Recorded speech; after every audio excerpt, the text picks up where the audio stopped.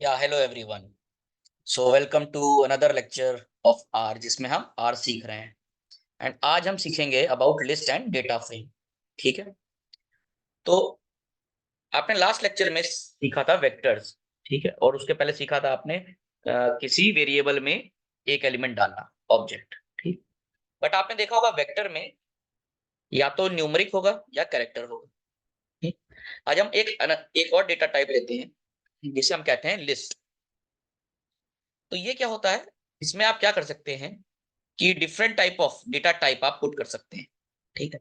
जैसे suppose x हम sample ले लेते हैं, ये नंबर्स का हो गया। एक्स देखिए नंबर का हो जाएगा, ये एक्स नंबर का हो गया। फिर हम वाई सैंपल लेते हैं ए बी सी का, इसमें रिप्लेस टी करेंगे और हम 6 का एलिमेंट लेते हैं एक सैंपल। तो ये हो गया कैरेक्टर।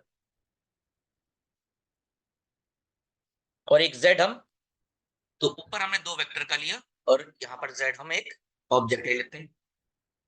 अब हमें अगर इन तीनों को, ये सारे डेटा टाइप्स को किसी एक चीज में पुट करना है तो उसके लिए हमारे पास मेथड होता है लिस्ट का। ठीक है। बहुत सिंपल होता है, लिस्ट और फिर ब्रैकेट। और फिर जो भी आपको उसमें एलिमेंट्स प्रोवाइड करने, कि वेक्टर प्रोवाइड करना है, सिर्फ एक ऑब्जेक्ट प्रोवाइड करना है या कैरेक्टर का वेक्टर प्रोवाइड करना है, तो वो आप इसमें पुट कर देंगे। तो देखिए list bracket x comma y comma z, तो यहाँ पर ये एक लिस्ट बना देगा इन सब एलिमेंट्स का। तो देखिए बन चुका है ये लिस्ट। अगर हम इस लिस्ट को ऐसे रन करते हैं तो तो आउटपुट थोड़ा लंबा आ जाएगा। उसने पहला दे दिया आउटपुट, दूसरा और तीसरा। तो पहला क्या था कि पहला हमारे पास एक वेक्टर था जिसमें नंबर थे 10। फिर हमारे पास कैरेक्टर का वेक्टर था 6 का। और फिर एक ऑब्जेक्ट था हमारे पास 4.5। ओके। अब इस लिस्ट, जो लिस्ट वन हमने क्रिएट करी थी, इसमें से अगर हमें कोई एलिमेंट चाहिए होगा तो हम कैसे करते हैं। तो सबसे पहले आप सिंटैक्स देखिए, उस लिस्ट का नाम लिखिए जिस वेरिएबल में आपने सेव किया था। लिस्ट वन में आपने सेव किए थे लिस्ट को। ठीक है। एंड फिर आप एक स्क्वायर ब्रैकेट लगाते हैं और फिर एक और स्क्वायर ब्रैकेट लगाने के बाद उस एलिमेंट का, सपोज हमको सिर्फ कैरेक्टर वाला चाहिए ये वाई, तो उसकी पोजीशन 2 पे थी। तो अगर हम इसको रन करते हैं तो देखिए क्या आंसर आएगा। तो देखिए सिर्फ और सिर्फ कैरेक्टर वाला जो वेक्टर था उसका आउटपुट आया। ओके। सिमिलरली आप यहाँ पे देखेंगे तो आप खुद समझ जाएंगे, जैसे लिस्ट वन है उसमें हम पहले लाइक फर्स्ट वेक्टर कर लेंगे तो वो हो जाएगा नंबर्स, है ना। और वो हम सेव कर रहे हैं वी में। तो आप देखिए इसको रन किया तो वी में हमने सेव कर दिया। तो अगर आप देखेंगे वी को, वी लिखते हैं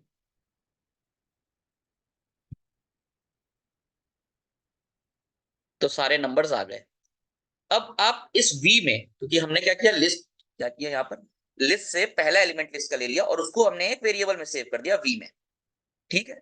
अब इसमें से भी अगर आपको एक थर्ड नंबर चाहिए 73, तो आप कैसे लिखेंगे, पहले वी और फिर स्क्वायर ब्रैकेट 3, जैसे नॉर्मल हम लोग करते थे। देखिए 73 आ गया वेक्टर के हिसाब से। तो इसका छोटा फॉर्म लिखने का क्या तरीका है, बार बार आप तो ये बनाएंगे नहीं वेरिएबल।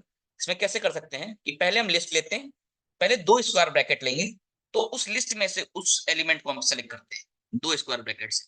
और फिर उसके अंदर अगर जो उसका आउटपुट होगा, उसके अंदर अगर हमें कोई एलिमेंट सेलेक्ट करना है तो फिर एक और स्क्वायर ब्रैकेट डाल के उस एलिमेंट का नंबर। तो ये भी सेम देखिए आउटपुट देगा। ओके। देखिए 73 आ गया आउटपुट। तो पॉज करके इसको आप रन करिए एंड चेक करिए। जैसे आप खुद से कोड करेंगे तो आप समझ जाएंगे एक्चुअली इसमें हो क्या रहा है। बेसिकली आई थिंक मैंने आपको समझा दिया विद एग्जांपल आपके सामने रन करके, क्योंकि मैं मोस्टली चाहता हूँ कि इस तरीके से स्टडी हो कि प्रैक्टिकली चलता है, ज्यादा थ्योरी पे आई डोंट लाइक रिलाई करता हूँ। ठीक है। अब आते हैं लिस्ट वन। इसका मतलब क्या हुआ, आप देखिए 2 स्क्वायर ब्रैकेट लगा तो हम क्या सेकंड एलिमेंट लेंगे लिस्ट वन का। ठीक है। तो रन करिए। तो देखिए सेकंड एलिमेंट क्या था हमारे पास, एक वेक्टर था कैरेक्टर वाला, उसने सारा आउटपुट दे दिया। अगर सपोज हम इस तरीके से रन करते हैं तो क्या होगा देखिए।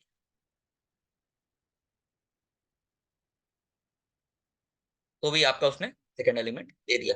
बट इसके बाद कंफ्यूज हो जाएगा, देखिए क्या होगा। अगर इस तरीके से लिखते हैं तो देखिए थर्ड एलिमेंट देगा उसको, तो क्या आ गया सी। तो इसका मतलब क्या था, लिस्ट वन में से पहले सेकंड एलिमेंट चूज करो, मतलब वो जो कैरेक्टर वाली वेक्टर था उसको सिलेक्ट करना, और उसके अंदर फिर थर्ड एलिमेंट को सिलेक्ट करो। तो ये आ गया सी। देखिए थर्ड एलिमेंट क्या था, सी था, सी आ गया। बट अगर आप सिंगल सिंगल ब्रैकेट लगाएंगे तो देखिए क्या होगा, नल आ गया। ठीक, इसलिए मैं आपसे कह रहा था कि पहले डबल ब्रैकेट से उसको सेलेक्ट करते हैं एलिमेंट को, फिर उस जो आउटपुट आएगा उसका एलिमेंट हम सेलेक्ट करते हैं एक सिंगल ब्रैकेट से। ओके, चलिए आगे कुछ और एग्जांपल देख लेते हैं। तो इस तरीके से आप थोड़ा सा इसमें प्रैक्टिस करिएगा एंड देखिएगा क्या आउटपुट आपका आ रहा है।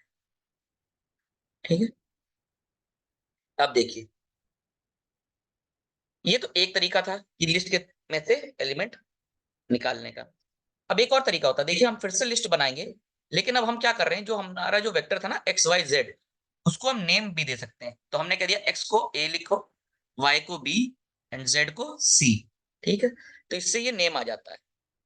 तो अगर आप इसको रन करेंगे तो अब ये क्या करेगा, समझ जाएगा कि जो आपका पहला एक्स था एलिमेंट, जो वेक्टर था नंबर वाला, उसका नाम ए है।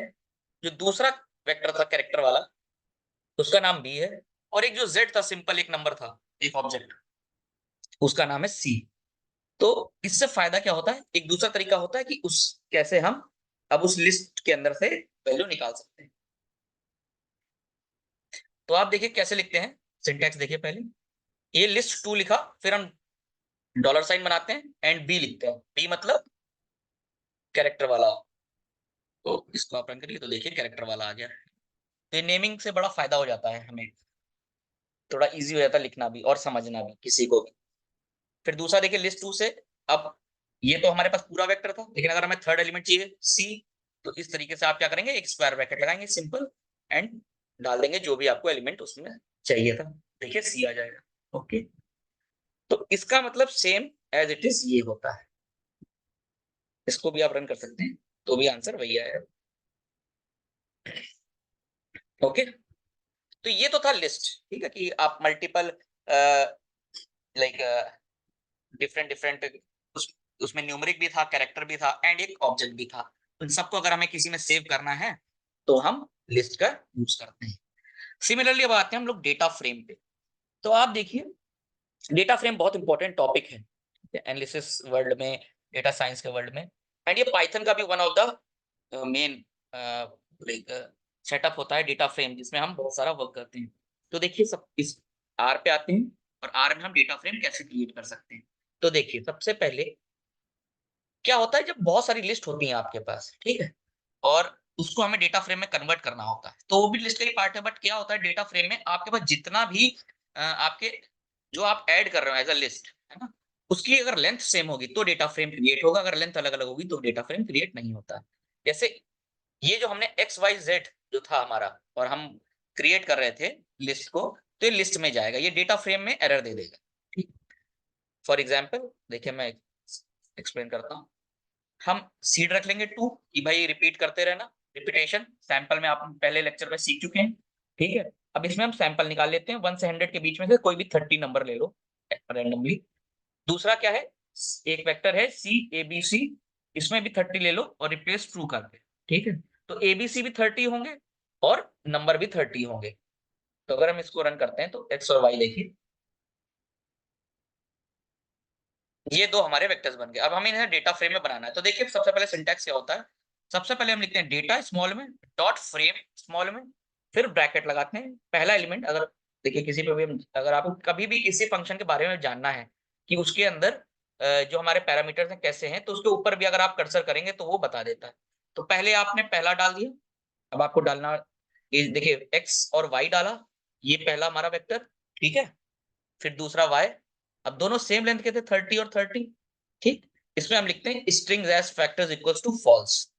इसके बारे में मैं बाद में एक्सप्लेन करूंगा, पहले हम डेटा फ्रेम क्रिएट कर लेते हैं। तो ये रहा सिंटैक्स, और हमने उसे एक वेरिएबल में सेव कर दिया डी में। अगर हम डी को देखना चाहते हैं तो देखिए, ठीक है, तो ये हमारा डेटा फ्रेम देखिए बन जाता है।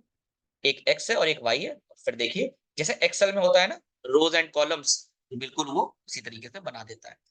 इसीलिए जब हम डेटा फ्रेम बनाते हैं तो रोज जो हमारी जो ये दोनों रोज होंगी उसकी लेंथ बराबर होनी चाहिए, इसलिए एक्स और वाई की लेंथ बराबर होनी चाहिए एक सही डेटा फ्रेम के लिए। अब इस डेटा फ्रेम को देखना है तो हम इसमें एक फंक्शन होता है, पहला फंक्शन आते हैं डेटा फ्रेम के। तो कांग्रेट्स, आप लिस्ट समझ चुके हैं एंड डेटा फ्रेम। बहुत ज्यादा मैं डिटेल में नहीं समझाया है क्योंकि हमें जितना फंक्शनैलिटी चाहिए इस कोर्स के लिए उतना सफिशिएंट है। एंड जब आप रन करेंगे तो थोड़ा भी आप और भी लाइक बुक्स हैं एंड उसमें से रेफर करेंगे तो आप समझ जाएंगे। तो अगर आप इसको व्यू कमांड देखिए, पहला डेटा फ्रेम का होता है कि व्यू, है ना? तो इसको आप रन करिए तो देखिए ये डेटा फ्रेम के व्यू में आ जाएगा इस तरीके से। ओके, ये हमारा व्यू आ गया। अब दूसरा फंक्शन है नेम्स, डेटा फ्रेम में नेम्स। अगर इसको आप रन करेंगे तो देखिए क्या आउटपुट आएगा। तो आ गया एक्स और वाई, मतलब हमें आप कॉलम के नेम्स दे दो। ठीक, कॉलम नेम्स अगर हम करते हैं तो कॉल और नेम्स, इसको रन करिए। देखिए कॉलम नेम्स है एक्स और वाई। ठीक,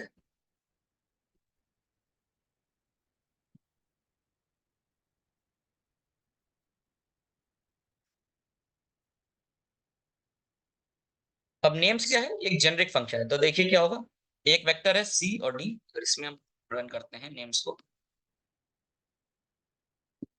तो आउटपुट देखिए, तो उसने डी का वैल्यू बदल दिया। तो जो पहले आपके डी में जो कॉलम थे उसका नाम था एक्स और वाई, है ना? एंड अब उसमें क्या होगा, अगर आप यू डी अब करेंगे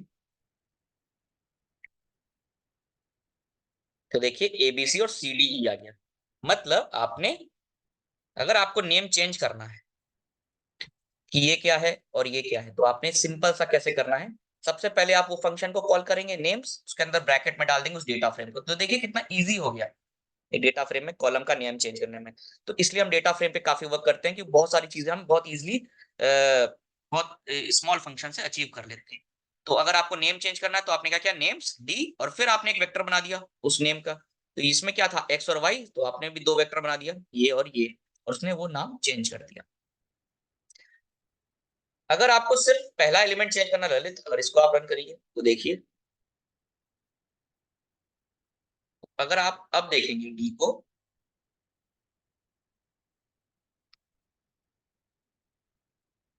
तो देखिए ललित आ गया एबीसी की जगह। समझ रहे हैं आप कि भाई हमने क्या किया, नेम्स डी, डेटा फ्रेम ले लो, डेटा फ्रेम के नेम्स ले लो और पहला एलिमेंट मतलब एक्स था उसको आप रिप्लेस कर दो किससे, ललित से। ओके, तो ये एक नेम्स एंड कॉलम नेम्स, ये आपका दो फंक्शंस डेटा फ्रेम में बहुत ज्यादा इंपॉर्टेंस आती है जब आप में चेंज करना होता है कॉलम के नेम्स। ठीक है, अब आते हैं रो नेम्स।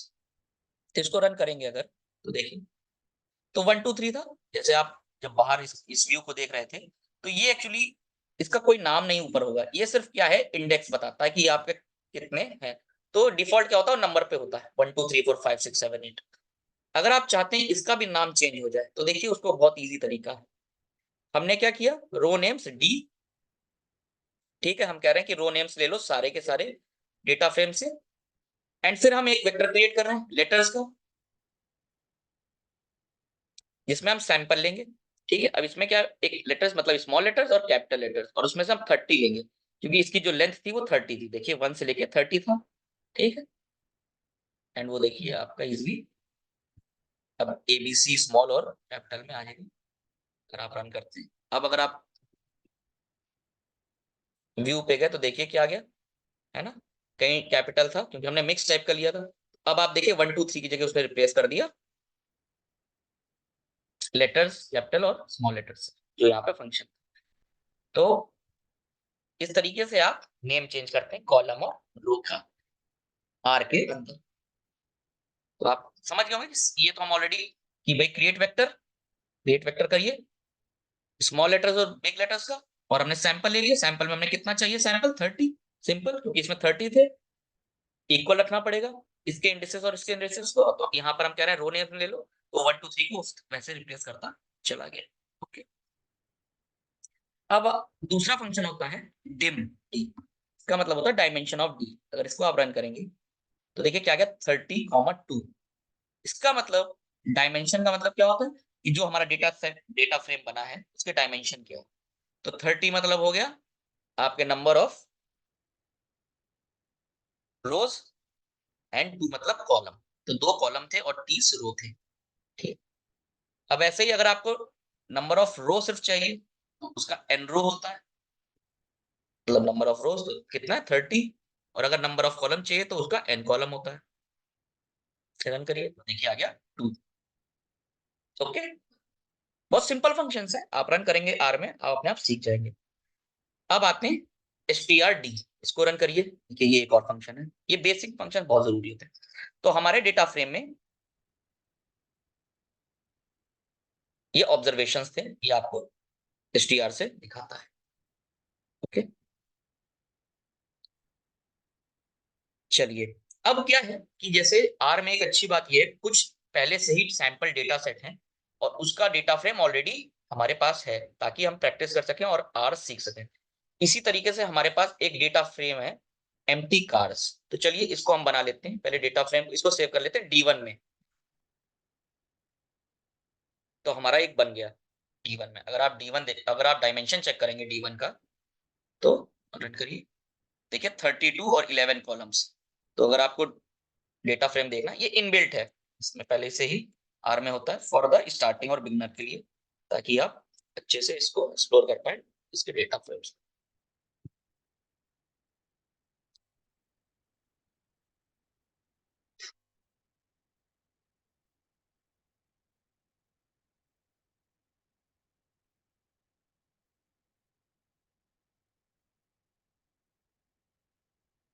एक मिनट में करता हूँ और यहाँ से हम तेरा D1 चेक कर लेते हैं। तो ये है हमारा D1। ओके।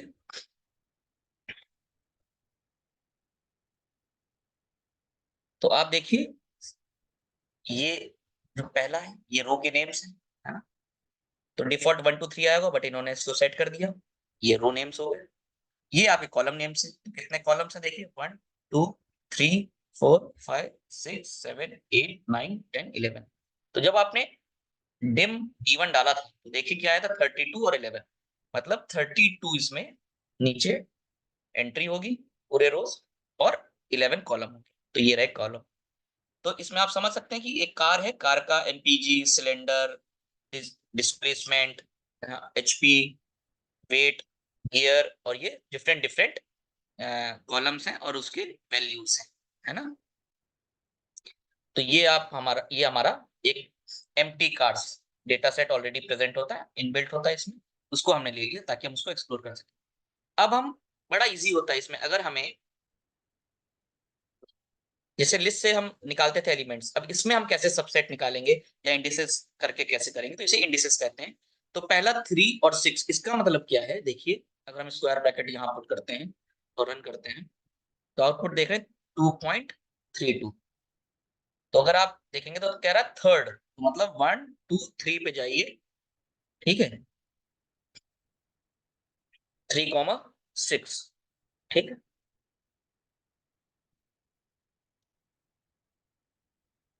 तो पहला होता है रोज, फिर होता है कॉलम। तो देखिए इस पे अगर आप आइए तो रोज क्या होगा, 1 2 3, और कॉलम मतलब, कॉलम हमने कितना लिया था, कॉलम लिया था 6। तो अगर हम 6 कॉलम पे जाएं तो देखिए 1 2 3 हो गया डेटसन, 7 10, और 6 1 2 3 4 5 6, तो 2.32 आना चाहिए। देखिए 2.32 हमारा आया था। तो पहला होता है रो, कि किस रो से, और दूसरा होता है कॉलम, कौन से कॉलम से। सपोज आपको थर्ड रो से सारे कॉलम चाहिए, जैसे अगर आप देखिए ये थर्ड रो है, डेट्स और उसके सारे कॉलम चाहिए, तो कुछ नहीं करना होता है, हमें सिर्फ रो डालनी होती है 3 और कॉमा करके छोड़ देना होता है, तो सारे ले लेंगे। इसको आप रन करिए तो देखिए डेटसन का उसने सारा आउटपुट दे दिया। सिमिलरली अगर आपको सारे रोज चाहिए और 6 कॉलम चाहिए, मतलब 1 2 3 4 5 6, सिर्फ वेट चाहिए और सब कुछ चाहिए वेट में से, है ना, सब गाड़ियों का वेट। तो इसके लिए क्या करना है कि पहला आप छोड़ देंगे रोज वाले को और सिर्फ कॉलम को पुट करेंगे। इसको रन करिए तो देखिए आ गया। ओके, ये सिर्फ वेट है। अब अगर हम इसकी क्लास चेक करना चाहते हैं कि किस टाइप का डेटा टाइप है, तो देखिए ये है न्यूमरिक। ओके, क्योंकि ये सारे नंबर्स थे। अगर हम रो की क्लास को चेक करना चाहेंगे तो देखिए वो डेटा फ्रेम, क्योंकि उसमें मिक्स है एलिमेंट्स।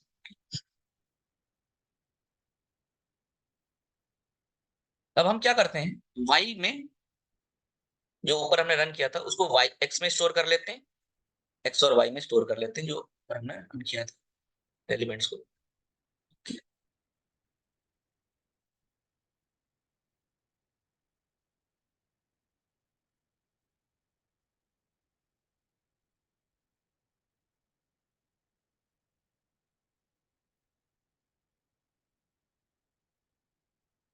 अब इसके आगे चलते हैं, देखते हैं मल्टीपल रोज और मल्टीपल कॉलम। अब एक D1 है, अगर हमें D1 में से कौन कौन सा रो चाहिए, अभी इसमें जो हम पुट कर रहे थे वो सिंगल पुट कर रहे थे, लेकिन अगर हमें मल्टीपल रोज चाहिए तो जैसे 3, 4 और 20, थर्ड रो चाहिए मतलब डैटसन चाहिए, फिर हॉर्नेट चाहिए और फिर 20th जो भी होगा वो चाहिए। और उसमें हमको 1, 4 और 6 कॉलम चाहिए। ठीक है, तो 1 मतलब एमपीजी, फिर 4 है एचपी एंड देन 6 है वेट। 1, 4, 6 तो वो इस तरीके से पुट करेंगे, हमें वेक्टर डालना पड़ेगा और इंडिसेस। ठीक है, सी और उसके इंडिसेस डाल देंगे D1 के अंदर, square bracket same as it is वो वर्क करता है। इसको आप रन करिए तो देखिए आउटपुट आपका आ जाएगा। देखिए डैटसन, हॉर्नेट एंड टोयोटा और एमपीजी, एचपी और वेट। तो ये क्या हुआ, छोटा हमने डेटा फ्रेम बना दिया। हो सकता है कि हमें पूरे डेटा फ्रेम की जरूरत नहीं पड़े, तो हम इस तरीके से उसको सबसेट कर सकते हैं डेटा फ्रेम को।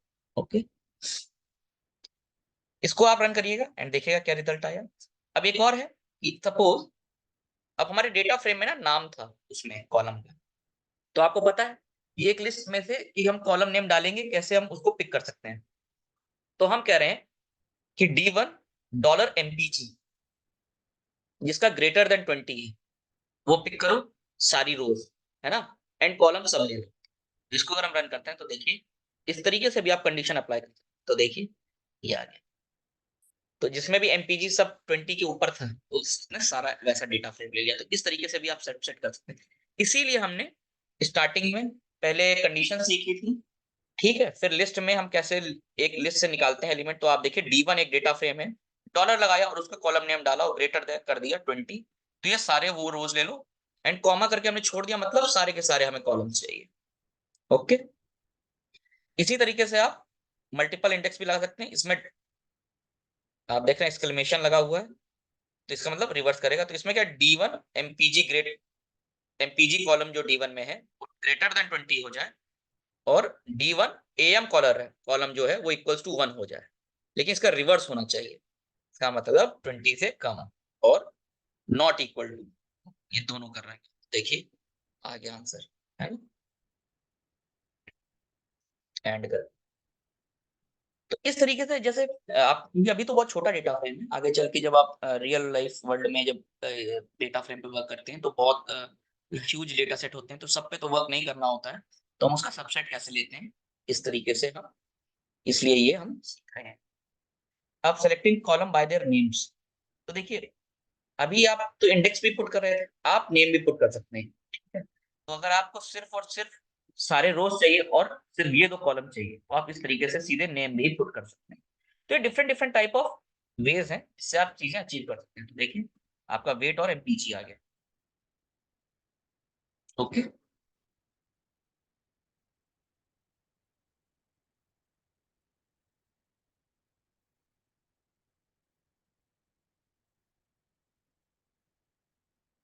इस चीज को आप थोड़ा सा प्रैक्टिस करिएगा नेम्स को। ठीक है, एंड देन आप देखिए क्या आउटपुट आता है। आप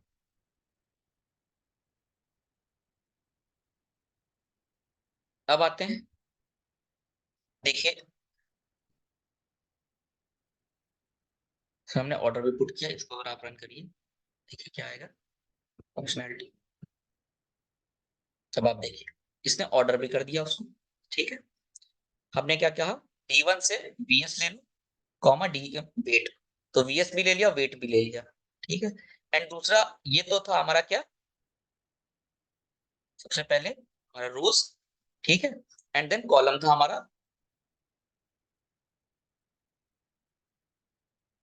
कॉलम में हमने ये सारे ले लिए, VS WT, देखिए VS WT ये सब हम ले लिया। तो इस तरीके से हम इसमें वर्कआउट करते हैं कि हमको VS और WT से ऑर्डर करना है। तो देखिए VS पहले छोटा से बड़ा हमारा ऑर्डर होगा, और फिर वेट का, ये वहां पर हम ये ऑर्डर फंक्शनैलिटी यूज करते हैं। ओके,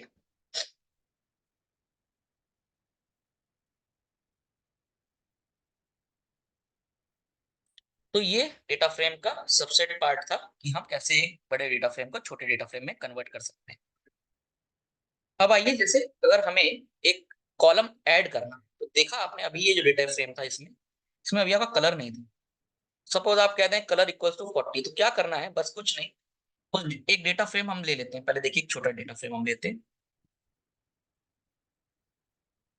तो अब हमारा जो D2 डेटा फ्रेम है उसमें सारे रोज होंगे एंड कॉलम में सिर्फ ये 4 कॉलम होंगे। हम देख भी सकते हैं इसको, तो देखिए, ठीक है, सिर्फ 4 कॉलम और सारे रोज।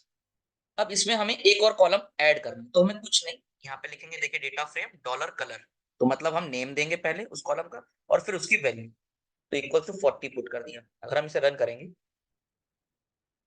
अब अगर आप D2 देखेंगे तो देखिए कलर आ गया और उसकी वैल्यू आ गई 40, क्योंकि हमें सिर्फ एक ही वैल्यू पुट करनी थी, तो हमने इक्वल टू 40 कर दिया। ओके,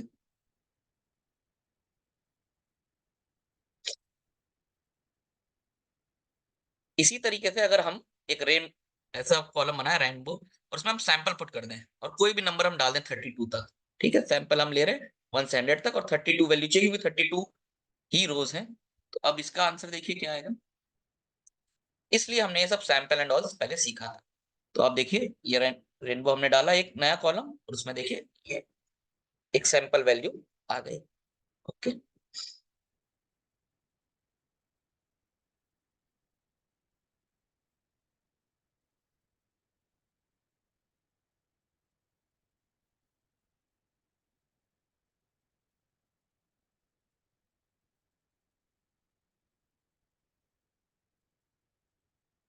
अब ये देखिए एबीसी, इसमें हमने क्या किया है कि एबीसी हमने ऐड किया है और उसमें हमने क्या किया, वैल्यू ऐड कर दी।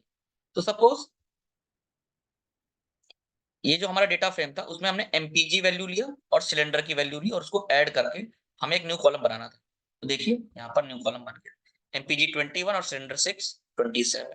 तो उसने एक नया कॉलम बना के, इस तरीके से भी आप एक कॉलम क्रिएट कर सकते हैं, क्योंकि हो सकता है ये बहुत जरूरी हो, एमपीजी सिलेंडर, या कोई दो का बीच में डिवीजन जरूरी हो जिसका आपको आगे चल के उसकी एनालिसिस करनी है, तो इस तरीके से हम कर सकते हैं।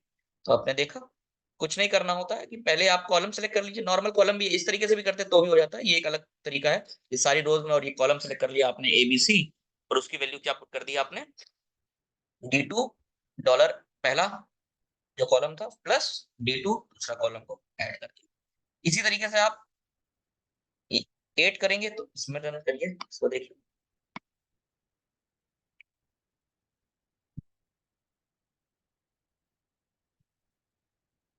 तो देखिए V8 और यहाँ पर उसका डिवीजन आ गया, ठीक है। तो इस तरीके से आप इन चीजों को रख सकते हैं।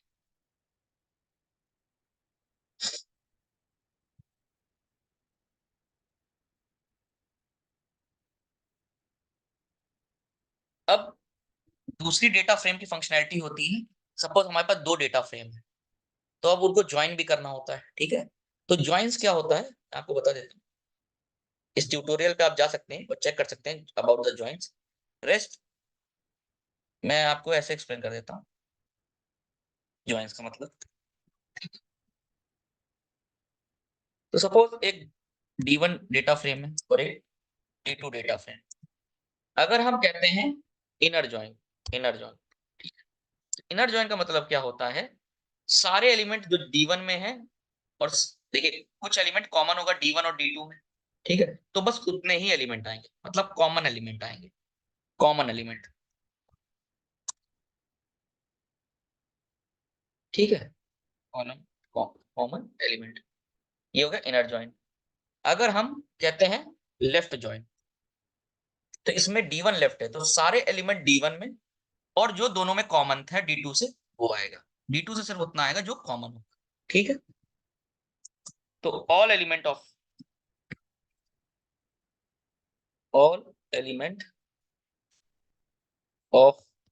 D1 and D2 only common one, ठीक। इसी का अगर हम रिवर्स कर दें राइट, तो राइट मतलब D2 के सारे एलिमेंट और D1 से बस उतने एलिमेंट जो D1 और D2 में कॉमन होगा, ओके। और फिर फुल क्या होता है, सारे एलिमेंट D1 और D2 में। तो एक बार आपको फिर से बता दूं, इनर मतलब D1 और D2 में जो कॉमन एलिमेंट हो। सपोज मैं एग्जांपल दे देता हूँ, सपोज D1 है इक्वल्स टू, ये कर लेते हैं 1, 2, 5, 8, 10, ये D1 है। अब D2 करते हैं, D2 लेते हैं 1, 2, 1, 1, 2, 4, 77, 88। तो अगर हम इनर कहेंगे, अगर इनर जॉइन दोनों डेटा फ्रेम है, ये एग्जांपल है जस्ट फॉर आपको अंडरस्टैंडिंग के लिए, ये हमने सिर्फ एक एलिमेंट का लिया, डेटा फ्रेम नहीं, डेटा फ्रेम तो पूरा होगा रोज एंड कॉलम, तो अभी आप समझ जाएंगे क्या होने वाला है। तो अगर हम इनर एलिमेंट लेंगे, इनर, तो क्या होगा 1 और 2 यही दोनों कॉमन था, तो जब इनर का बनेगा वो, तो इसमें सिर्फ 1, 2 आएगा, ओके। अगर हम लेफ्ट जॉइन लेते तो आता 1, 2, 5, मतलब ये सारे एलिमेंट आते यहाँ से, और 1 और 2 आता D2 से। राइट जॉइन में उल्टा हो जाता, D1 के सारे आते और इसका 1, 2 आता, तो उसमें 77 और 88 होता राइट जॉइन में। अगर लेफ्ट होता तो उसमें 8, 10 और 5 होता, ओके। एंड अगर हम फुल लेते हैं तो फिर फुल में सब आ जाएगा, 1, 2, 3, 4, 5, इसका भी और इसका भी क्रॉस जॉइन हो जाता, ओके। होप आप अंडरस्टैंड कर गए होंगे कि इसका मतलब क्या है। फिर भी ये थोड़ा थोड़ा सा वास्ट टॉपिक है, लेफ्ट राइट या एक कोई सेपरेट सेशन में लेंगे, तो फॉर दैट आप तब तक जो बचपन में हमने पढ़ा था वेन डायग्राम, 2 सर्कल होते हैं, उसको अगर जो कॉमन हो जाता है तो इनर, बस वही थ्योरी है इसमें। तो अब डेटा फ्रेम को जॉइन करने के लिए हमको एक लाइब्रेरी लेनी पड़ेगी, तो आप पहली बार लाइब्रेरी इंपोर्ट कर रहे हैं, तो आपको कुछ नहीं होता, लाइब्रेरी मतलब कुछ इनबिल्ट, हमने आपको बताया था स्टार्टिंग में कि कुछ पैकेजेस होते हैं जो हमें कॉल करने पड़ते हैं, तो हम यहाँ पर लाइब्रेरी DPLRY को कॉल करते हैं, ठीक है। इसको रन करिए, तो एक कॉल हो गई हमारी। अब हम पहला डेटा फ्रेम बनाएंगे, इसमें हम बनाएंगे ए बी प्रोडक्ट और C1, ठीक है। ये DF1 हम बनाते हैं, ठीक है? अगर हम DF1 अब देखेंगे, देखिए ये हमारा DF1 है, ए बी प्रोडक्ट और C1, ठीक। फिर हम दूसरा डेटा फ्रेम बनाते हैं DF2, ये है CD स्टेट और C3, ओके।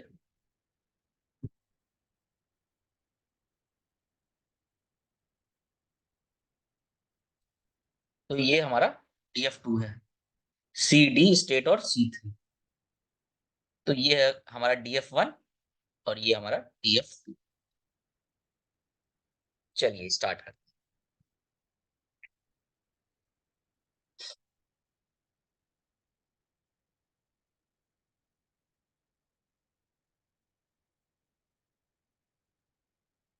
अब इसमें हम एक आईडी कॉलम भी डाल देते हैं, इसको भी देखिए DF1 को कर लेते हैं परफेक्ट से।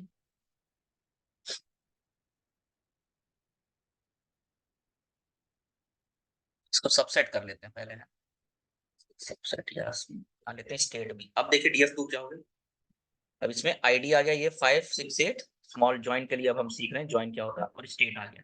और DF1 क्या है, प्रोडक्ट और आईडी। तो अब देखिए इन दोनों के बीच में कॉमन क्या है, आईडी है ना कॉमन, ओके। देखिए आईडी इधर भी है और आईडी इधर भी है। अब हमने छोटा डेटा फ्रेम बना लिया फॉर योर एक्सप्लेनेशन कि इनर जॉइन कैसे काम करते हैं। अब हम इनर जॉइन कर रहे हैं, तो हमने क्या लिखेंगे, बहुत सिंपल कमांड है, इनर अंडरस्कोर जॉइन, फिर दोनों में दोनों डेटा फ्रेम जिसको जॉइन करना है और किससे जॉइन करना है, बाय आईडी, बस सिंपल इतना सा कमांड है। आपको इनर अंडरस्कोर जॉइन लिखना है, फिर पहला डेटा फ्रेम, फिर दूसरा डेटा फ्रेम और किससे जॉइन करना है उसे रन करेंगे। तो आप अगर इसे रन करते हैं तो देखिए क्या आउटपुट आता है, तो देखिए आउटपुट आया 5 और 6। ठीक, अब देखिए इसमें 5 6 था और इसमें 5 6 था, तो कॉमन एलिमेंट थे, तो उसने क्या किया, कॉमन एलिमेंट ले लिया। कॉमन एलिमेंट लेने के बाद यहाँ रेडियो रेडियो था, तो यहाँ पे देखिए रेडियो रेडियो आ गया, और वहां से इसने स्टेट ले लिया। स्टेट इसका क्या था, एलाबामा और एलाबामा। ओके, तो इसने इनर में ये होता। अब लेफ्ट लेंगे, तो लेफ्ट का मतलब क्या होगा, जो आप पहले रखेंगे, ये लेफ्ट है DF1, तो DF1 क्या था, ये था आपका DF1, तो इसके तो सारे एलिमेंट्स होंगे और उसका सिर्फ और सिर्फ कॉमन वाला आएगा। अगर इसे रन करिए तो देखिए, तो ये देखिए अगर आपका आउटपुट क्या आया, तो 5 और 6 उसमें था, तो उसने रेडियो ऐड कर दिया। ठीक, अब इसमें DF1 क्या था, हमारा रेडियो वाला था आई थिंक, हाँ टोस्टर रेडियो वाला। ओके, तो इसने देखिए टोस्टर रेडियो सब कर दिया, और सिर्फ स्टेट वाले में क्या किया इसने, एलाबामा, और बाकी सब खाली कर दिए। तो इस तरीके से उसने देखिए ज्वाइन किया। लेफ्ट का मतलब सारे एलिमेंट लेफ्ट वाले के, और सिर्फ उसको ऐड करना जो उसमें कॉमन होगा। तो कॉमन में एलाबामा था, इसमें तो उसने ऐड कर दिया, बाकी सब उसमें डेटा था ही नहीं, इसलिए उसने एनए कर दिया। अब आते हैं राइट जॉइन पे, तो अब जब जस्ट इसका रिवर्स हो जाएगा, तो अब आप देखें क्या हुआ, स्टेट वाले सब आ गए और कॉमन में 5 6 था, इसने 5 6 ये ले लिया। ओके, तो अगर आप देखेंगे ये सब कुछ आ गया, 5 6 7 8, ये 5 6 7 8 सब आ गया, स्टेट भी आ गया। और प्रोडक्ट में उसने क्या देखा, प्रोडक्ट में सिर्फ 5 6 था, तो उसने रेडियो डाल दिया वहां पे, और बाकी दो एलिमेंट उसने फाइंड नहीं किया, तो उसने नहीं डाला। अब फुल करेंगे तो फुल में क्या होगा, फुल ज्वाइन पे ये देखिए उसने क्रॉस ज्वाइन बना दिया, इसका भी कॉमन, इसका भी, और सारे एलिमेंट उसने ले लिए, 8 एलिमेंट्स। ठीक है, ओके। सेमी और एंटी ज्वाइन इतना फंक्शनैलिटी में आता नहीं है, बट इसको आप फिर भी रन करके देख लेना। मेन यही होता है, इनर, लेफ्ट, राइट और फुल ज्वाइन। ओके, तो ये था हमारा लिस्ट और डेटा फ्रेम का लेक्चर। अब हम नेक्स्ट लेक्चर में सीखेंगे कि कैसे हम लूप करते हैं। ठीक है, लूपिंग, और ये सारा आगे का functionalities सीखेंगे। Thanks. Keep on learning, keep practicing. We will meet in the next video.